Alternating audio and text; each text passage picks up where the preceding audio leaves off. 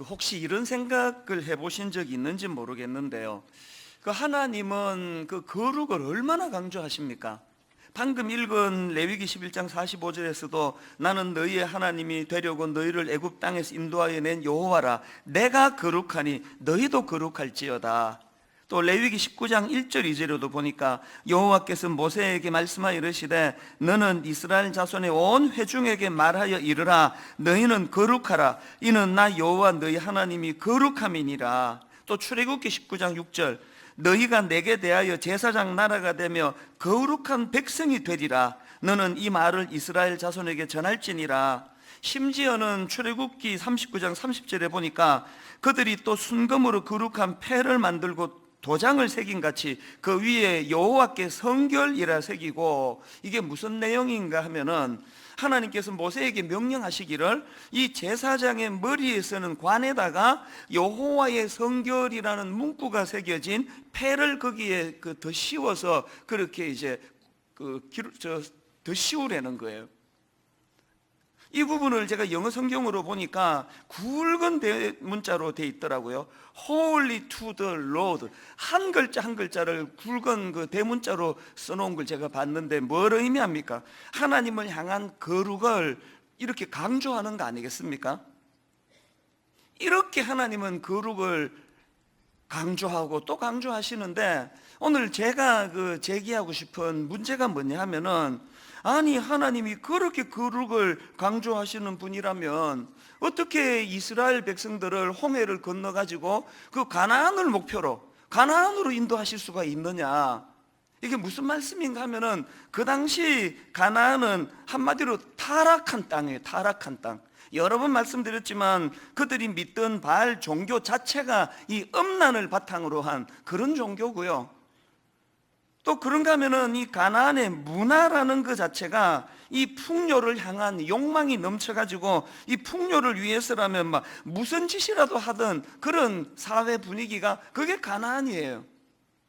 그럼 우리 상식적으로 진짜 하나님이 거룩을 그렇게 중요하게 생각하신다면 어떻게 그런 음란하고 악한 그런 오염된 땅으로 인도할 수 있습니까? 가나안의 인간의 손때가 묻지 않은 무공의 청정지역으로 인도하셔야 되는 거 아닙니까?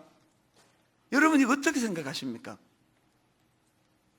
근데 저는 이런 문제 제기를 통해서 하나님이 진짜 원하시는 거룩이 뭔지를 우리는 다 파악할 수가 있다고 생각을 하는데요. 히브리어로 거룩은 카다시라는 단어인데요. 이 카도시라는 이 단어는 기본 의미가 영어로 컷이라고 전에 한 말씀드린 것 같아요. 히브리어로 거룩이라는 단어가 카도시인데 그 카도시는 영어 단어로 컷, 우리말로 하면은 베다, 자르다 이런 뜻으로 쓰이는 단어고, 더군다나 이 카도시라는 단어는 그 당시에 주로 구별되다, 이런 뜻으로 사용하는 단어라는 겁니다. 뭘 의미하겠습니까? 우리는 너무 이 거룩을 좀 정적인 거, 홀로 내가 이렇게 해내는 거, 그런 것으로 생각하지만, 그것도 물론 포함되겠지만, 하나님이 원하시는 거룩은 단독적으로 존재하는 단어라기보다는요, 이 반하나님적인 환경, 그래서 진짜 하나님이 거룩을 원하셨기 때문에 가나안으로 인도할 수밖에 없는 겁니다. 왜 그렇습니까? 하나님이 원하시는 거룩은 독야청청이 아니에요. 하나님이 원하시는 거룩은 타락했던 가나안 땅에 들어가 그들과 구별된 삶, 그들과 다르게 사는 삶을 구현해내는 걸 거룩이라 생각하시거든요. 이런 하나님의 마음은요, 출애굽기 12장 38절에서도 드러나는데요. 출애굽기 12장은 이제 이스라엘 백성들이 홍해를 건너는 과정을 홍해를 건너 광야 생활하는 그 과정을 묘사한 말씀인데, 자, 출애굽기 12장 38절을 보십시오. 수많은 잡족과 양과 소와 심이 많은 가축이 그들과 함께 하였으며, 지금 이제 출애굽 당시에 이스라엘 백성들의 모습을 묘사했는데, 여기 보니까 이스라엘 백성만 있는 게 아니고 잡족들, 그것도 그냥 조금 섞인 게 아니고 수많은이라는 표현을 썼습니다. 수많은 잡족들이 거기에 섞여 있었다는 거예요. 그들이 얼마나 오염되고 악한 생각과 문화를 쏟아냈겠냐고요. 그 수많은 잡족들이 섞여 있던 그 당시에서 하나님이 원했던 것이 레위기 11장 45절, 나는 너희의 하나님이 되려고 너희를 애굽 땅에서 인도하여 낸 여호와라. 내가 거룩하니 너희도 거룩할지어다. 여기서 벌써 하나님이 생각하시는 거룩의 의미가 뭔지 드러나는 거 아닙니까? 하나님은 그 수많은 잡족들을 솎아내시는 걸 거룩이라 그러질 않고 그 수많은 잡족들로 오염되어 있는 그들 속에서 거룩을 구현해라. 뭡니까? 그들과 구분된 삶을 드러내라. 이게 거룩이라는 거예요. 그래서 우리 교회 구역 모임인 다락방 모임에 막 너무너무 만족하는 분이 계시잖아요. 우리 다락방은 다 너무너무 좋아. 그런 분들은 내일부터 특별 기도 들어가야 돼요. 하나님, 우리 다락방에 수많은 잡족을 보내주시기 원합니다. 그 잡족이 섞여야 그게 하나님 원하시는 거룩이 구현되기 때문에 그렇습니다. 삼손이 실패한 게 바로 이 문제 아닙니까? 삼손은 나시린이라고 그렇게 알려져 있는데, 나시린이라는 이름 자체가 구분된 자, 그런 뜻을 가지고 있는 직분이에요. 그러니까 하나님이 생각하시는 이 나시린은요, 이 구분된 자.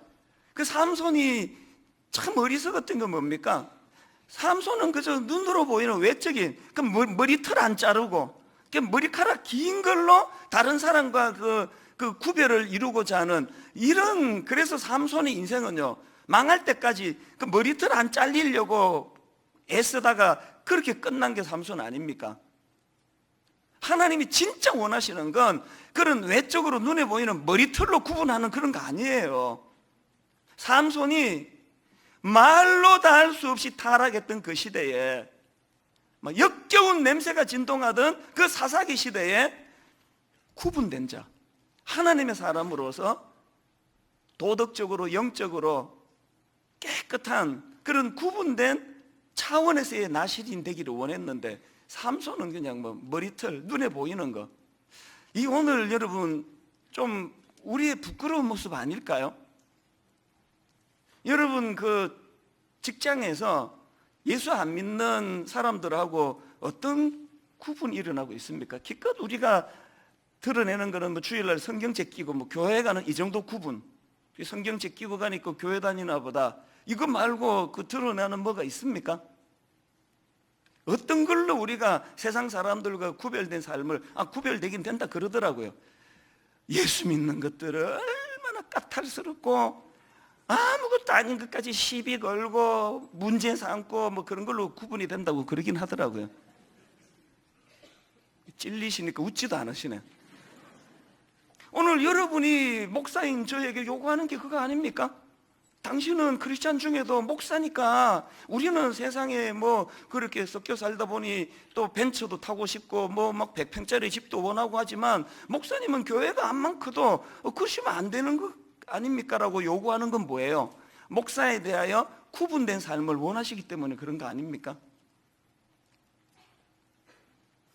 그렇기 때문에 로마서 12장 2절 말씀, 너희는 이 세대를 본받지 말고 오직 마음을 새롭게 함으로 변화를 받아 하나님의 선하시고 기뻐하시고 온전하신 뜻이 무엇인지 분별하도록 하라. 이 로마서 12장 2절은 다른 말로 하면 거룩하라는 뜻이에요. 이 세대를 본받지 말고. 그러면 이제 우리가 어떻게 하면 이 거룩한 삶을 구현해낼 수 있을까? 제가 이런 생각을 하면 그 떠오르는 그 아미시 타운이라고요.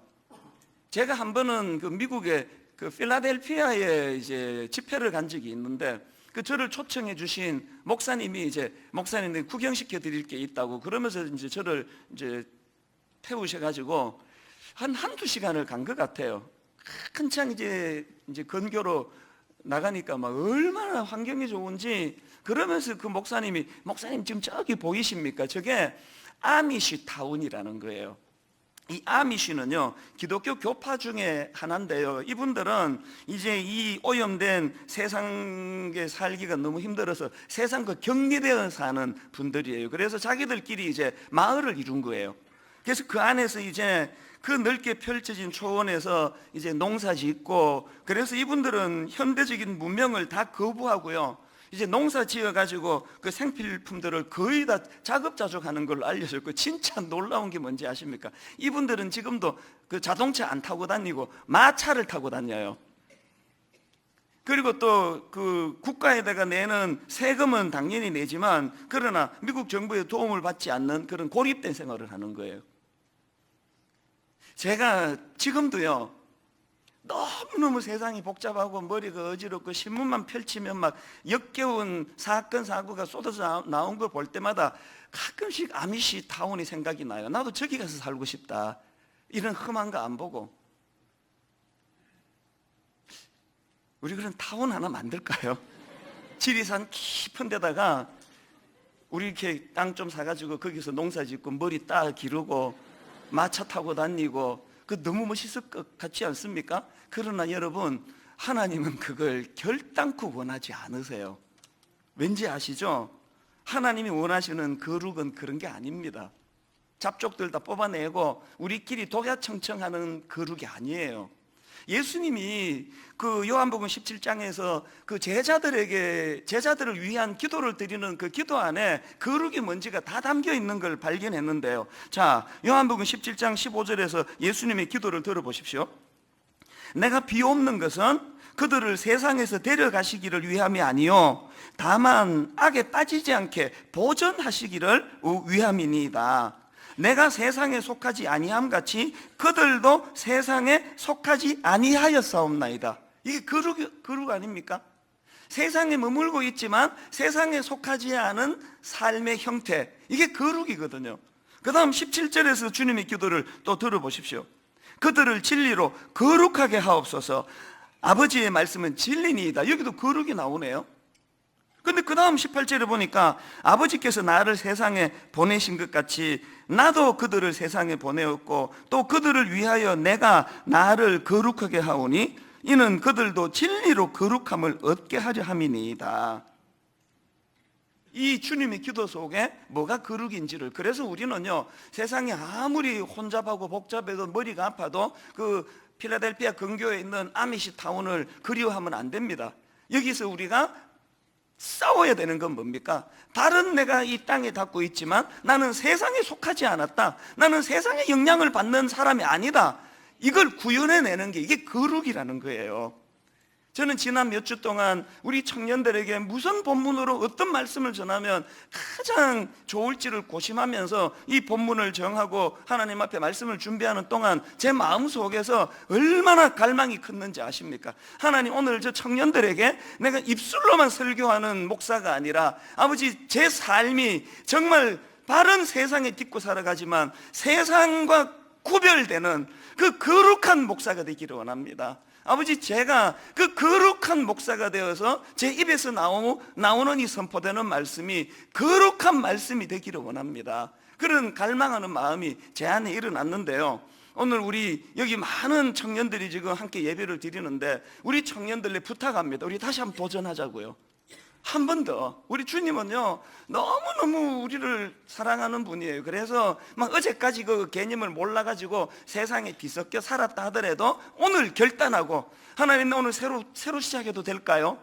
회개하고 은혜 구하고, 우리 오늘부터 저도 그렇고 우리 어른들도 그렇고 청년들도 그렇고 우리 하나님이 기뻐하시는 이 거룩을 몸부림치는 그런 저와 여러분 또 청년들 되시기를 바랍니다.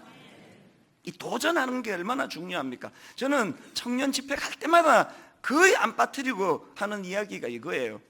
사람들은 그 죄성을 가져가지고 그 본질을 잘 못 봐요. 그 다윗이 골리앗을 이긴 결과만 가지고 물맷돌로 골리앗을 물리친 거는 기적이라고 그러는데 저는 생각이 좀 달라요. 그날 여러분 상상을 한번 해보세요. 다윗이 이제 막 물맷돌을 막 돌려가지고 딱 던졌는데 그 골리앗이 생각보다 날렵해가지고 싹 피했어요. 그리고 이제 5초 뒤에 그냥 다윗이 여기에 보니까 골리앗에게 밟혀 죽었더라. 그렇게 성경이 기록된다고 한다면 그러면 다윗은 실패한 인생입니까? 전 그렇게 생각하지 않습니다. 하나님은 결과 보시는 분 아니에요. 여러분, 다윗이 골리앗을 향해 물맷돌 던져가지고 그를 쓰러뜨린 것도 기적이고 놀라운 일이지만, 그 어린 청년, 그 어린 소년 다윗이 그 엄청난 괴물 같은 골리앗에게 도전장을 던지고 그에게 덤빌 수 있었다는 것, 이것 자체가 기적이고 이것 자체가 놀라운 거 아닙니까? 세상이 얼마나 악한데, 얼마나 거대한데 나 같은 게 뭐 어떻게 이기겠냐고, 이런 걸로 전의를 상실한 청년들에게 부탁합니다. 다윗처럼 확률, 이길 수 있는 확률 이런 거 계산하지 말고, 한번 다윗에게 물맷돌 하나 들고, 하나님 주신 그 물맷돌 하나 들고 세상 악한 골리앗에게 한번 도전장을 던지는 그런 여러분 되시기를 바랍니다. 여러분, 이런 도전장을 던지기 원한다면요, 먼저 꼭 기억해야 될 게 하나 있는데, 그게 뭐냐 하니까, 앞에서 제가 거룩을 의미하는 카도시가 이 컷이라는 그 잘라내다라는 뜻이 있다고 그랬죠. 지금부터 잘라내야 돼요. 이거 잘 잘라내서 성자라는 소리를 듣게 되는 분이 있는데, 그분이 바로 어거스틴이에요. 어거스틴은 막 성자로 불리는 인물이지만, 사실은 어거스틴은 젊을 때 엄청난 방탕아였답니다. 너무너무 방탕한 생활을 하다가 그가 이제 예수님을 영접하고 얼마나 귀한 성자 소리를 듣는 자리까지 가게 됐는데요, 그가 어떻게 그렇게 성자 소리를 듣게 됐냐? 컷 잘했어요. 컷 잘 잘라내가지고. 이게 무슨 말씀인가 하면은요, 한 번은 이제 어거스틴이 이때는 이미 타락한 생활을 다 청산한 이후에요, 크리스찬이 되고 난 이후인데요, 길을 가다가 그 옛날에 방탕할 때 그 자주 그 놀러 가고 들렀던 그 요즘으로 말하면 창녀, 이 율랑녀를 만난 거예요. 어거스틴이 좀 당황스러웠을 것 같아요. 자기는 이제 변화받았는데 늘 같이 놀러 가고 하던 그 율랑녀를 만나니까, 또 어거스틴이 모르는 척하고 이렇게 이제 지나가려고 하니까 그 여자가 이렇게 물었답니다. 혹시 어거스틴 아닙니까? 맞네. 이 여자가 하는 말이, 왜 요새 이렇게 놀러 안 오세요? 그러더래요. 그랬더니요, 어거스틴이 했던 한마디가 이거랍니다. 당신이 전에 알던 그 어거스틴은 이미 죽었습니다. 이게 컷 아닙니까? 컷. 뭐 복잡한 얘기 필요 없어요. 요새 뭐 다락방 모임 가고 뭐 이러느라고 뭐 시간이 없어서 이런 얘기 없어요. 그냥 컷이에요. 네가 알던 어거스틴은 죽었다. 이게 컷이에요. 여러분, 그 요셉도 마찬가지 아닙니까? 그냥 그 주인집 여자가, 그 보디발의 아내가 막 그렇게 유혹하고 막 옷을 벗기려고, 여러분, 이 성적인 이 유혹은요, 이건 영적인 거예요. 한번 걸려들었다 그러면 못 벗어나나 봐요. 그 여자가 그 주인집 마나님으로서 막 체면이고 뭐고 없고, 완전히 이거는 뭐 그냥 짐승 비슷하게 돼가지고 막 그 젊은 요셉, 막 그 잘생긴 요셉 옷을 막 벗기려 그러니까 요셉의 반응이 창세기 39장 12절을 보세요. 그 여인이 그의 옷을 잡고 이르되 나와 동침하자. 그랬더니 요셉의 반응을 보세요. 요셉이 자기의 옷을 그 여인의 손에 버려두고 밖으로 나가매 거두절미하고 컷 잘라버렸어요. 요셉이 뭐 복잡, 아줌마 왜 그래? 옷 뺏기면 안 되지. 왜 이래 아줌마, 정신 차리, 이런 거 없어요. 거두절미하고 옷 뺏기니까 옷 벗고 나가버리는 거예요. 이게 컷이에요. 저는 우리 새아이에게 종종 얘기해요. 니들이 그 인터넷으로 자꾸 그런 유혹이 오면 아빠한테 말해라. 내일 당장 그 KT 연락해서 내가 끊을게 이거. 인터넷 단절시키면 되거든. 스마트폰이 자꾸 너희들을 유혹하고 뭐 그런 게 있으면 말해라. 2G 폰으로 바꿔줄게. 한 번도 말한 적은 없습니다. 저는 제가 그걸 원해요. 제가 스마트폰으로 자꾸 사단이 유혹하면요, 저는 이거 끊어버리기를 원해요. 이게 컷이에요. 우리가 세상과 단절한다는 게 뭔지를.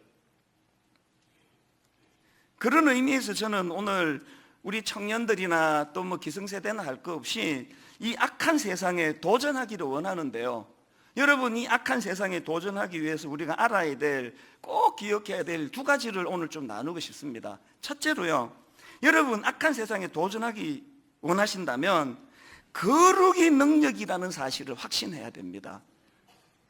디모데후서 2장 20절에 보니까 큰 집에는 금그릇과 은그릇뿐 아니라 나무그릇과 질그릇도 있어 귀하게 쓰는 것도 있고 천하게 쓰는 것도 있나니 그러므로 누구든지 이런 것에서 자기를 깨끗하게 하면 귀히 쓰는 그릇이 돼요. 그 다음에 거룩하고 주인의 쓰심에 합당하며 모든 선한 일에 준비함이 되리라. 지금 여러분 이 말씀의 구조를 한번 보세요. 진짜 하고 싶은 건 21절이거든요. 누구든지 이런 것에서 자기를 깨끗하게 하면 그게 귀한 그릇이다. 그 말을 하고 싶은데 그 앞에 세상적인 논리, 큰 집에는 금그릇도 있고 은그릇도 있고 나무그릇도 있고 질그릇도 있고 요즘으로 치면은 금수저도 있고 흙수저도 있고, 세상은 금수저 흙수저로 사람을 구분하지만 하나님은 그가 얼마나 깨끗한가, 얼마나 거룩한가, 얼마나 구별된 삶을 사는가, 이걸로서 구분을 짓는다는 거예요. 아까 제가 다윗이 왜 그날 골리앗에게 덤볐다가 밟혀 죽었다 해도 다윗은 실패한 인생이 아닐 수 있느냐? 하나님의 이 기준으로는 이미 다윗은 깨끗한 그릇, 거룩한 그릇이기 때문에 승패와 관계없이 그는 금그릇이라는 뜻이에요. 오늘 여러분 하나님의 말씀대로 살다가 상하고 실패하고 찢기고 아픔을 경험하신 분들이 있다면 그 자체가 하나님이 귀히 보시는 그 큰 그릇, 귀한 그릇으로 하나님은 인정해 주신다는 사실을 인식하게 되시기를 바랍니다. 요한복음 1장 5장 4절에 보니까 무릇 하나님께로부터 난 자마다 세상을 이기느니라. 세상을 이기는 승리는 이것이니 우리의 믿음이니라. 여러분 이 사실을 믿으십니까? 안 믿는 분이 좀 계시나? 이렇게 소리가 이러지. 아니면 뭐 그 너무 당연한 이야기를 아이 뭐 그 너무 당연한 걸 뭐 왜 물어? 우리가 모르는가? 그래서 대답을 안 하신 건가? 그러면 그래서 대답을 안 하신 분은 그러면 손을 드세요, 손을. 자, 제가 다시 한번 해볼게요. 무릇 하나님께로부터 난 자마다 세상을 이기느니라. 세상을 이기는 승리는 이것이니 우리의 믿음이니라. 아니 물어야 아멘 하시기. 지금 이 축이 안 맞아가지고 우리 15년을 같이 지내는데 왜 이렇게 박자가 안 맞습니까? 내가 이렇게 여러분 이거 믿으십니까? 그러면 이제 아멘 해야 되는데 뭐 그냥 넘어가겠습니다. 그냥 거룩의 능력이라는 사실을 우리 오래 잊고 살았거든요. 여러분 거룩의 능력이에요. 저는 최근에요 그 책 하나 그 광고 문구 보고 바로 내가 주문한 책이 하나 있습니다. 이 책 제목이 처음으로 기독교인이라 불렸던 사람들, 이런 제목의 책인데요, 그 초대교회가 어떻게 이렇게 능력 있는 또 부흥을 경험했나 뭐 이런 걸 이제 다루는 책인 것 같더라고요. 제가 왜 그 출판사 리뷰 광고 하나 보고 바로 책을 주문했는가 하면은요, 자 내용을 한번 들어보십시오. 기독교인은 서기 40년경에 1000명으로 시작했지만 100년에는 1만 명, 200년경에는 20만 명, 그리고 300년경에는 500에서 600만 명으로 늘어난다. 당시 로마의 기득권층으로부터 사악한 신종 미신이라고 치부받던 기독교의 파격적인 성장, 그 이면에는 과연 어떤 이유가 있었던 것일까? 이 질문을 던져놓고 저자가 이걸 3가지로 분석해 놓았다는 그 리뷰를 보고 내가 책을 감동해서 주문을 했거든요. 여러분 그 초대교회가, 그 소수가 어떻게 그 거대한 로마를 극복하는 능력이 나타날 수 있었나? 그 리뷰에 보니까 3가지로 정리를 하는데요, 첫 번째가 이겁니다. 첫째가 기독교가 당시에 다른 종교와는 다르게 매우 윤리적인 종교였다는 점이다. 둘째, 체계 종교로 대변되는 속성이다. 셋째, 탈민족적이고 탈신분적인 성격의 종교라는 특징이다. 이 3가지가 그 초라했던 초대교회가 로마를 이기고 극복하는 비결이 됐다는 거예요. 여러분 저는 이 3가지가 다 너무 의미가 있는 겁니다. 체계 종교로 대변되는 속성. 우리는요 하나님의 말씀을, 주님의 말씀을 성경으로 기록해서 늘 읽고 묵상하고 암송하고 바라는 종교예요. 그런가 하면은 탈민족적이고 탈신분적인 성격의 종교라는 특징, 잘난 놈, 성공한 놈, 똑똑한 놈만 하나님 이뻐하시는 게 아니라 낮고 천한 우리 같은 인간들도 민족을 초월하여 품고 사랑하신다는 이것이 능력이 됐다는 거예요. 이 세 가지가 다 감동이었지만 그 중에 저는 첫 번째로 기독교가 당시에 다른 종교와는 다르게 매우 윤리적인 종교였다, 이게 힘이었다고 한다면 오늘 한국교회가 이렇게 힘을 잃어버린 것도 같은 원리 아닙니까? 오늘 한국교회가 이렇게 초라하고 부끄러운 공동체가 돼버린 거는 세상에서 우리가 윤리를 잃어버린 거 아닙니까? 중세 종교교육이 왜 필요했습니까? 지도자들의 성적 타락으로 윤리를 잃어버렸기 때문 아닙니까? 거기에 반해가지고 여러분 그 루터, 그 변방에서 사역하던 그 무명의 루터라는 그 보잘것없는 한 사람이 그 당시 로마 교황청은요, 하늘에 나는 새도 떨어뜨리는 권력이었습니다. 사람 하나 죽이고 살리고 마음껏 하던 권력이었는데 그 변방에 있던 루터라는 무명의 사제가 어떻게 그 교황청을 상대로 다윗이 골리앗을 향하여 싸움 걸듯이 그게 어떻게 가능했으며, 어떻게 여러분 그 사악한 그 거대한 그 악한 그 당시 로마 교황청을 상대로 종교개혁을 이루어낼 수 있었나? 어떻게 가능하다고요? 대답 간단합니다. 거룩의 능력이거든요. 여러분, 거룩의 능력이거든요. 요한복음 16장 33절, 이것을 너희에게 이르는 것은 너희로 내 안에서 평안을 누리게 하려 함이라. 세상에서는 너희가 환난을 당하나 담대하라. 내가 세상을 이기었노라. 여러분, 이 사실을 마음으로 믿음으로 받아들이는 저와 여러분 되시기를 바랍니다. 그런가 하면 두 번째로 여러분, 악한 세상에 도전하기 위해서 기억해야 될 게 있는데요, 그 일이 가능하도록 거룩의 능력이라는 사실을 가지고 세상을 우리가 싸워 이길 수 있기 위해 가지고 해야 되는 게 뭐냐? 쏟아지는 영광에 흠뻑 잠겨야 한다는 거예요. 게리 토마스가 쓴 거룩의 능력이라는 제목의 책이 있는데요, 오늘 설교 제목을 제가 이 책 제목에서 따온 거예요. 그 책에서 참 가슴 벅찬 한 대목을 제가 발견했는데 한번 들어보시기 바랍니다. 거룩은 하지 않아야 할 일들의 목록을 만드는 것이 아니라 넘치도록 쏟아지는 영광의 물벼락에 흠뻑 잠겨 열정적으로 그리스도를 닮아가는 일이다. 저희 너무 감동이 돼가지고요, 저는 보통 성경 구절 외에는 그 자막으로 안 띄워드리는데요, 이걸 내가 띄워드려야 되겠다, 각인하면 좋겠다. 다시 한번 들어보세요. 거룩은 하지 않아야 할 일들의 목록을 만드는 것이 아니라 넘치도록 쏟아지는 영광의 물벼락에 흠뻑 잠겨 열정적으로 그리스도를 닮아가는 일이다. 뭐 세상이 썩었다 어쩌다 얘기할 필요 없습니다. 언제는 안 썩었습니까? 썩은 세상 바라보는 게 아니라 악한 시대를 살아가는 우리가 하나님께 갈망해야 되는 것, 하나님 넘치도록 쏟아지는 영광의 물벼락을 원합니다.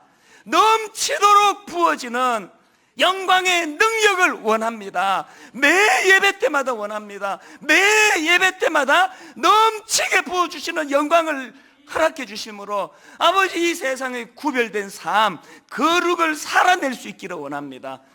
예배 때마다 갈망하셔야 돼요.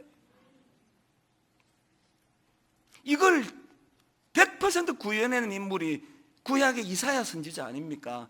제가 너무너무 좋아하는 이사야 6장 1절 다시 한번 들어보십시오. 우시야 왕이 죽던 해에 내가 본적 주께서 높이 들린 보좌에 앉으셨는데 그의 옷자락은 성전에 가득하였고 스랍들이 모시고 섰는데 각기 6날개가 있어 그 둘로는 자기의 얼굴을 가리었고 그 둘로는 자기의 발을 가리었고 그 둘로는 날며 서로 불러 이르되 거룩하다 거룩하다 거룩하다 만군의 여호와여, 그의 영광이 온 땅에 충만하도다 하더라. 지금 이사야가 목도한 그 스랍들의 모습이 뭘 가리고 뭘 드러냅니까? 자기 영광 다 가려요. 두 날개로 다 가려요. 다 가려요. 자기 얼굴을 가리고 자기 발을 가리고 자기의 영광은 다 가리고 뭘 드러냅니까? 거룩하다 거룩하다 거룩하다 쏟아 부어지는 그 하나님의 영광을 이사야가 목도한 거예요.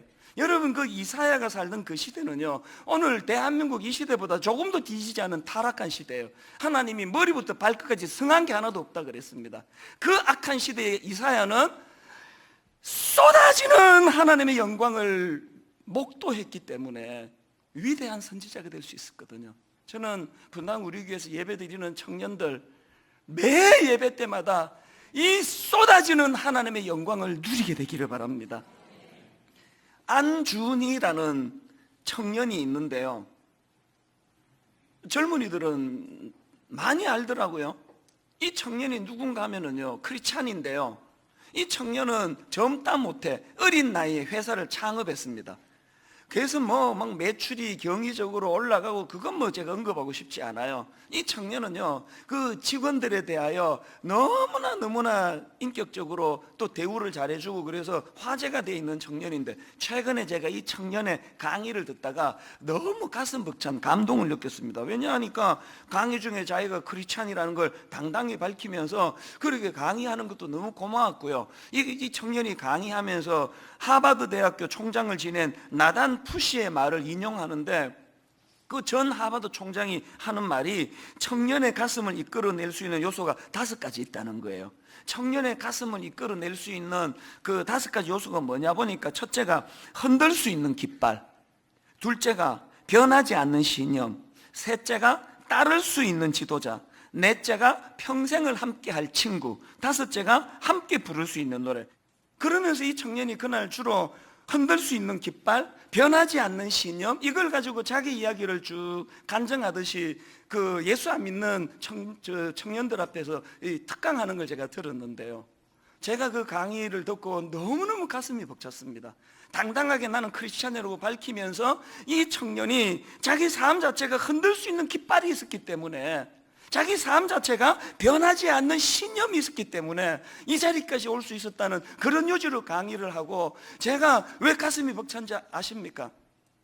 그 청년이 믿는 예수 그리스도가 그 청년에게 흔들 수 있는 깃발이 되어주시고, 십자가 지신 예수 그리스도가 그 청년에게 변하지 않는 신념을 주시고, 십자가 지신 예수 그리스도 그 청년에게 따를 수 있는 지도자가 되어주실 뿐만 아니라 평생을 함께할 친구가 되어주심으로, 여러분 아까 그 5번째 요소, 함께 부를 수 있는 노래, 이 청년이 이렇게 함께 부를 수 있는 노래를 그렇게 강의하는 그 모습이 너무 감동이 됐던 것은, 그 동일하신 하나님이 23살 때 저에게도 찾아주시고, 저에게도 이 5가지를, 그래서 흔들 수 있는 깃발이 되어주셔서 오늘 이 자리까지 온 거라고 생각하니까 북받쳐 오르는 이런 마음의 감격이 밀려오더라고요.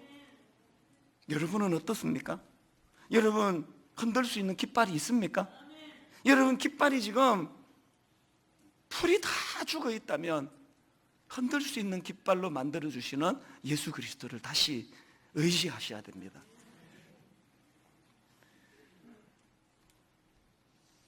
오늘 우리 기성세대 분들에게 부탁을 드립니다. 우리 청년들을 위해 축복하고 격려하고 응원하기 전에 우리가 먼저 따를 수 있는 지도자 예수 그리스도를 통해 흔들 수 있는 깃발, 흔들 수 있는 깃발, 변하지 않는 신념, 따를 수 있는 지도자, 평생을 함께할 친구, 함께 부를 수 있는 노래, 이것들을 구현해 주신 그 주님. 사실 여러분, 예수님이 내 삶에 따를 수 있는 지도자가 되어주셨다는 이 대목에서 저는 사랑의 선순환이 일어나야 된다고 생각하는데요, 우리 청년들은 아직 어려가지고요, 또 우리 청소년들은 어려가지고 예수님을 그렇게 인격적으로 생생하게 만나는 게 쉬운 일 아니에요. 그럼 어떻게 해야 됩니까? 먼저 우리가 먼저 흔들 수 있는 깃발 되시는 주님을 먼저 경험하고 가슴 벅차게 거룩을 구현해내고, 그리고 이걸 우리 다음 세대에게 니들 봤지, 하나님 보는 게 어려우면 나 봐라, 하나님의 영향력 아래에 있는 나보고 나 따라오면 돼. 이게 바울이 빌립보 3장 17절에서 주신 말씀의 의미 아닙니까? 형제들아 너희는 함께 나를 본받으라. 여러분 이걸 성경에 허락해 주신 하나님의 그 뜻이 뭘까요? 뭐야 이게? 성경에 그냥 지자랑 지리 나오고 빼, 이거 빼. 모두 니를 닮으라는 이런 걸 여기다 기록하냐고. 그러지 않으시고요, 이걸 성경으로 허락해 주신 하나님의 마음이 어디에서 흡족하셨을까요? 바로 그 다음에 고린도전서 11장 1절을 보십시오. 바울의 자랑질이 그 자랑질이 아니거든요. 내가 그리스도를 본받는 자가 된 것 같이, 내가 그리스도를 본받는 자가 된 것 같이 너희는 나를 본받는 자가 되라. 사랑의 선순환이에요. 이렇게 말하실 수 있습니까? 여러분, 이렇게 말하실 수 있습니까? 지난 화요일인데요, 참 좀 특별한 경험을 했습니다. 어느 리더십 스쿨에서 저를 이제 강사로 초청을 하셨어요. 그래서 제가 그 저녁에, 화요일 저녁인데요, 갔더니요, 깜짝 놀랐습니다. 그 이름 딱 대면 대부분이 다 아시는 그 가수가 여기 앉아 있고요, 이 리더십 스쿨이니까 그 사업하시는 분, 막 각 분야에 성공하신 분들이 쫙 앉아 계시더라고요. 그 가수분이 늘 TV로만 보던 그 가수가 제 강의를 듣는다고 이렇게 눈을 쳐다보고 있는 게 너무 신기해가지고 초반에는 좀 강의가 지장이 있어서 계속 쳐다본다고, 계속 쳐다보더라고요, 저를. 그 제가 이제 그분들, 그 지도자들에게 강의를 1시간 반 하면서 뒷부분에 뭘 강조했는가 하면은 얼마나 유혹이 많은 세상에 수고가 많으십니까? 그러면서 막 강조하기를, 저도 얼마나 유혹이 많은지 아십니까? 저도 흔들흔들할 때가 많습니다. 그 유혹을 이겨내고 여기까지 온 거 아니냐고 막 이걸 굉장히 과장스럽게 이야기를 했어요. 다 설명하고요, 차 타고 집으로 가는데 마음이 계속 조금 불편한 거예요. 내가 왜 이렇게 과장스럽게 이야기를 했지? 그리고 이제 그 다음날 새벽에요, 일찍 그 잠에서 깨어 자리에 딱 앉는데 성령님이 어젯밤에 제 불편한 마음의 이유를 가르쳐 주신 것 같아요. 꾸짖으시는 것 같아요. 수요일 날 새벽에 제가 받았던 그 단어 하나가 있는데요, 위악이라는 거. 그 위선도 나쁘지만 위악도 나쁜 거.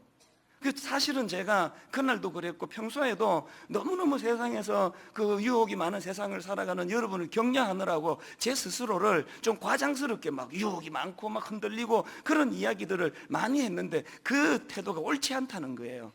위약도 나쁜 거라고. 왜 그렇게 과장스럽게 흔들리고 있다는 걸 강조하느냐고. 그래서 제가 한 이틀 마음이 불편했습니다. 하나님이 왜 제 마음을 불편하게 하셨는지 어제 설교 마무리하면서 깨닫게 됐는데요, 하나님은 목사인 제가 니도 막 사람들 그 힘든 거를 공감해 주느라고 니도 흔들리고 막 흔들흔들하는 걸 이기면서 왔다고 하는 그런 태도가 나쁘고, 당당하게 바울이 그랬던 것처럼 내가 그리스도를 본받는 자 된 것 같이 여러분도 나를 본받으시기 바랍니다. 이런 태도를 가지고 설교를 해야 되는데 위약도 그거 나쁜 거라고, 얼마나 네가 그런 과장이 많았냐고, 그 회개를 원하시더라고요. 오늘 우리 청년들 앞에 내가 그래서 수정해서 당당하게 선포하기를 원합니다. 저 그렇게 안 흔들립니다. 흔들린 거 별로 없어요. 아멘 하신 분들 주님 이름으로 축복합니다. 여러분 흔들리지 않습니다. 유혹 많은 거 사실이에요. 흔들리지 않습니다. 왜 흔들립니까? 기준 대신 하나님을 바라보고 가는데. 오늘 여러분, 내가 결론을 맺으면서 우리 기성세대 어른들에게 당부합니다.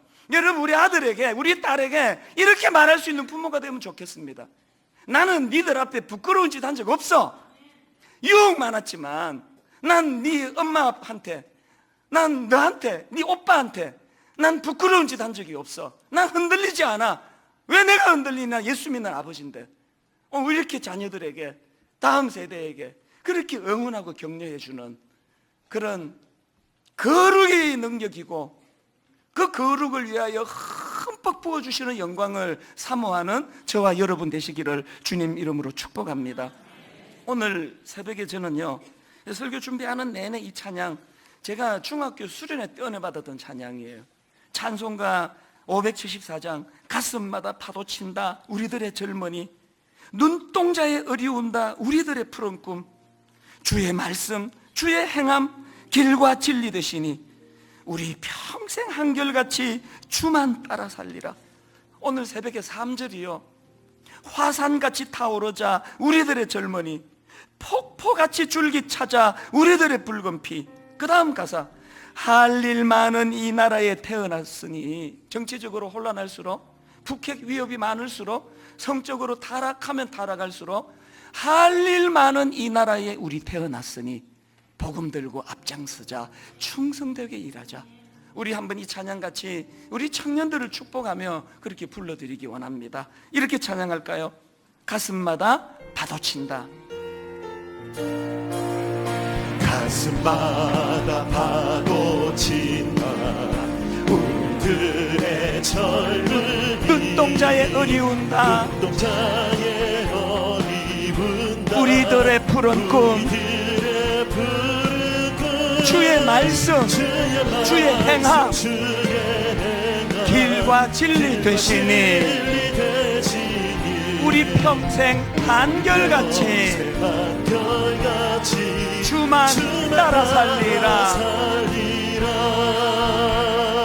이제 오늘 그 올해 준비해 왔던 그 드림북 정성껏 책을 고르시고 그의 엽서에 격려의 글을 남기시고 그렇게 책을 이제 수천 권 들어왔거든요.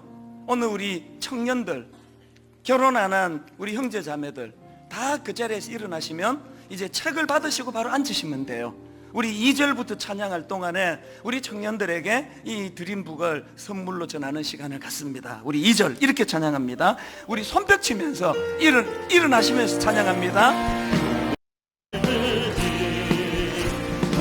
같이 넓고 깊자 우리들의 사랑이, 우리들은 주의 자녀, 부름받은 한 형제, 몸과 마음 다 맞춰서 주는 대로 살리 화산같이 타오르자.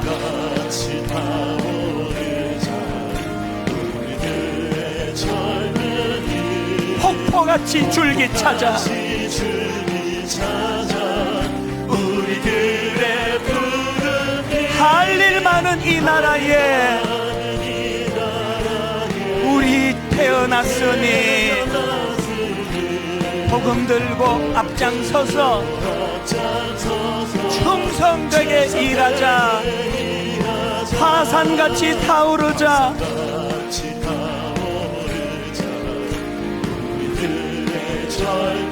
폭포같이 줄기 찾아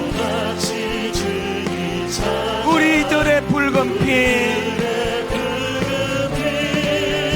할 일 많은 이 나라에 우리 태어났으니 복음 들고 앞장서자. 충성되게 일하자.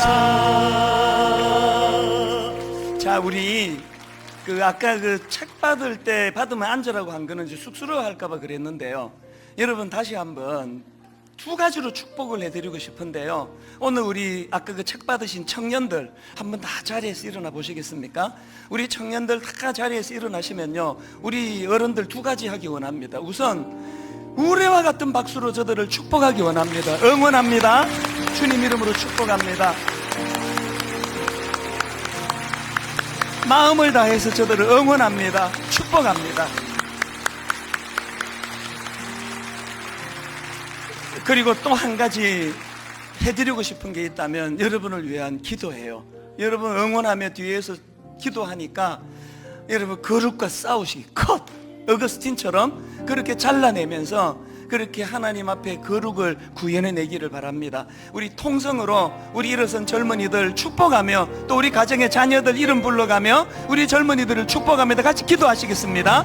살아계신 하나님 아버지, 하나님의 은혜를 이 시간 사모하며 아버지 자리에 일어나 혼란한 이 시대, 악한 이 시대에 거룩하기를 결단하는 새벽이슬 같은 청년들을 허락해 주신 걸 감사합니다. 하나님, 저들이 거룩의 능력임을, 아버지 하나님 주시는 거룩의 능력임을 확신하기를 원합니다. 하나님, 무엇보다도 저들의 삶 가운데 폭포수처럼 부어주시는 하나님의 영광을 맛보게 하여 주시옵소서. 하나님의 그 영광이 부어지게 하여 주시옵소서. 삶 속에서 그 은혜를 누리며 살아가도록 하나님 인도하여 주시옵소서. 하나님, 오늘 이 청년 주일날 하나님 저들에게 마음껏 부어주시고 또 부어주시는 하나님의 영광이 아버지 저들이 누리는 가장 큰 복인 줄 믿사오니 그 은혜를 허락하여 주시옵소서. 다시 한번 거룩의 능력이라는 사실을 확신하며 다윗이 그랬던 것처럼 악한 시대와 세상을 향하여 도전장을 던지며 다시 한번 그렇게 하나님 이름으로 선포하며 나갈 수 있도록 함께하여 주시옵소서. 그 은혜의 자리로 인도해 주시는 주님께 감사드리옵고 예수님 이름으로 기도드립니다. 아멘. 이제 우리 타 자리에서 일어나셔서 우리 젊은이들과 더불어 함께 성령님을 사모하며 이렇게 찬양합니다. 허무한 시절 지날 때, 깊은 한숨 내쉴 때.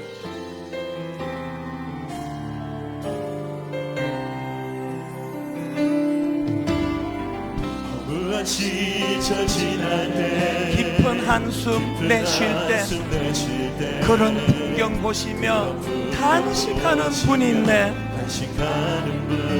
여러분 기억하십시오. 그와 같이 너희를 버려두지 않으리. 내가 너희와 영원히 함께하리라. 그 성령이 오셨네. 성령이 오셨네. 내 주에 보내신 성령이 오셨네. 우리 인생 가운데 친히 찾아오셔서 그 나라 꿈꾸게 하시네. 사모합니다. 성령이 오셨네. 성령이 오셨네. 성령이 오셨네.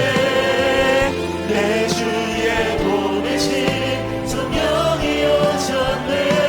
우리 인생 가운데 친히 찾아오셔서 그 나라 꿈꾸게 하시네. 그 나라 꿈꾸게 하시네.